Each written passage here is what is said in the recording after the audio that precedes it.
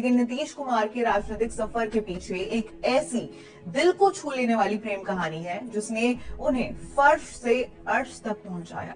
ये कहानी है उनकी पत्नी मंजू कुमारी सिन्हा की, जिनका साथ उन्हें बहुत कम समय के लिए मिला था। अब कैसे एक विद्रोही इंजीनियर ने दहेज लेने से साफ इनकार कर दिया और शादी के कार्ड तक बदलवा दिए, और कैसे चुनाव हारने पर उनकी पत्नी ने अपनी 2.5 साल की सैलरी उन्हें सौंप दी, और क्यों शादी के बाद भी एक जाली ही उनके मिलन का जरिया बनी।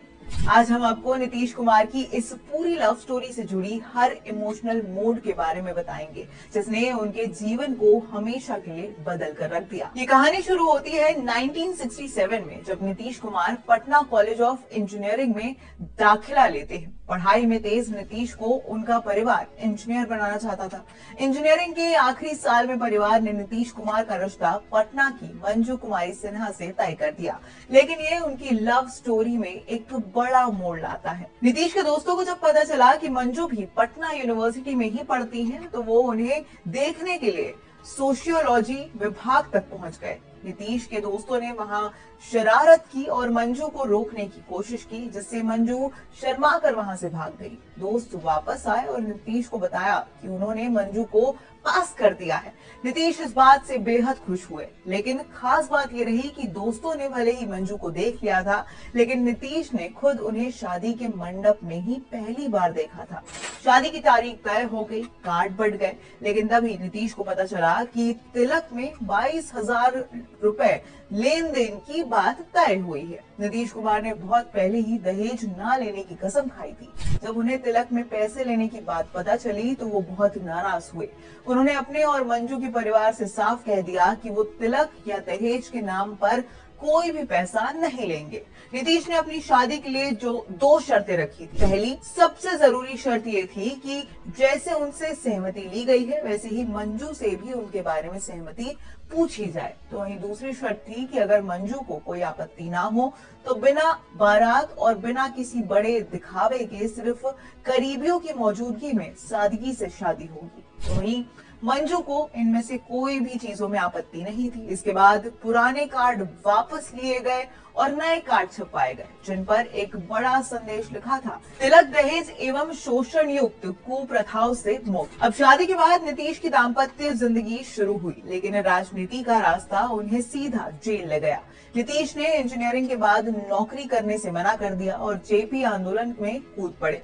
इसी आंदोलन के दौरान उन्हें जेल जाना पड़ा। वहीं पत्नी मंजू अक्सर उन्हें जेल में मिलने आया करती थी, लेकिन गया सेंट्रल जेल का सुपरिटेंडेंट बहुत सख्त था। नीतीश ने एक इंटरव्यू में बताया था कि हफ्ते में एक बार मिलने देता था, वो भी जाली के आर पार से। जाली इतनी घनी थी कि उससे छोटी उंगली तक निकल नहीं पाते थे। नीतीश चाहते थे कि मंजू अपनी पढ़ाई जारी रखे, इसलिए मंजू वापस पटना लौटी और जीडी हॉस्टल में रहकर अपना बीए, बीएड और एमए की पढ़ाई पूरी की। तो वहीं नीतीश अक्सर उन्हें रिक्शे पर फिल्म दिखाने के लिए ले जाते थे और रोमांटिक गाने भी मंजू के लिए गुनगुनाते थे। शादी के बाद के 12 साल नीतीश कुमार के लिए बहुत मुश्किल थे। वो राजनीति में व्यस्त थे और लगातार 2 चुनाव हार चुके थे। शादी से पहले मंजू ने कभी पैसों की कमी नहीं देखी थी, लेकिन अब घर चलाना मुश्किल हो गया था। वही साल 1982 में मंजू ने घर चलाने के लिए बिहार सरकार में शिक्षिका की नौकरी शुरू कर दी। हालांकि नौकरी के कारण मंजू और बेटा निशांत सेवदा में रहते थे और नीतीश पटना में, जिससे परिवार बढ़ गया था। वही 1985 में विधानसभा चुनाव में नीतीश ने फैसला किया कि ये उनका आखिरी चुनाव होगा, ये उनकी आखिरी कोशिश होगी। चुनाव लड़ने के लिए उनके पास पैसे नहीं थे, तो वहीं तब उनकी पत्नी मंजू ने अपनी 2.5 साल की पूरी सैलरी यानी कि करीब 20,000 रुपए उन्हें सौंप दिए। ये पैसा उस वक्त नीतीश के लिए डूबते को तिनके का सहारा साबित हुआ। अब पैसे मिलने के बाद नीतीश कुमार ने 1985 में लोकदल की तरफ से हरनौत विधानसभा सीट पर जीत दर्ज की। चुनाव जीतने के बाद जब नीतीश बख्तियारपुर अपने घर पहुंचे तो उनकी आंखें सिर्फ पत्नी मंजू को खोज रही थी, जो उस वक्त अपने मायके सेवदा में थी। अब पत्नी से मिलने के लिए आतुर नीतीश आधी रात को ही एक साथी के साथ मोटरसाइकिल पर सेवदा के लिए निकल पड़े। उनके दोस्त बताते हैं कि मंजू रात से ही उनका इंतजार कर रही थी। तो वहीं 5 साल तक साथ रहने के बाद 1989 में जब नीतीश लोकसभा का चुनाव जीतकर दिल्ली पहुंचे तो उन्हें फिर से पत्नी से दूर रहना पड़ा। मंजू ने भी अपनी डेप्यूटेशन बिहार सूचना केंद्र नई दिल्ली में करा ली ताकि वो पति के साथ रह सके।